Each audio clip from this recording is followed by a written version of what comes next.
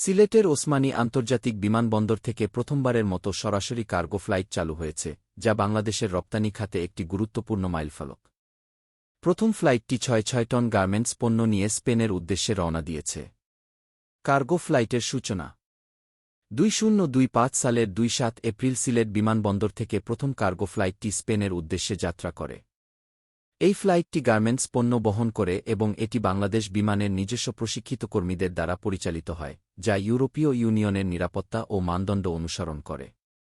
অবকাঠামোগত উন্নয়ন সিলেট বিমানবন্দরে একটি আধুনিক এক্সপোর্ট কার্গো কমপ্লেক্স নির্মাণ করা হয়েছে, যার নির্মাণ ব্যয় প্রায় ৩০ কোটি টাকা। এই কমপ্লেক্সে ইউরোপীয় ইউনিয়নের অনুমোদিত এক্সপ্লোসিভ ডিটেকশন স্ক্যানার স্থাপন করা হয়েছে। তবে ভবিষ্যতে রপ্তানি কার্যক্রম আরও সহজ করতে বড় আকারের গুদাম নির্মাণের প্রয়োজন রয়েছে। রপ্তানি খাতে প্রভাব এই কার্গো ফ্লাইটের মাধ্যমে সিলেট অঞ্চল থেকে সরাসরি আন্তর্জাতিক বাজারে পণ্য রপ্তানি সম্ভব হবে, যা ব্যবসায়ীদের সময় ও খরচ সাশ্রয় করবে। এছাড়া এটি ঢাকার ওপর নির্ভরশীলতা কমাবে এবং সিলেটকে একটি গুরুত্বপূর্ণ রপ্তানি হাবে পরিণত করবে।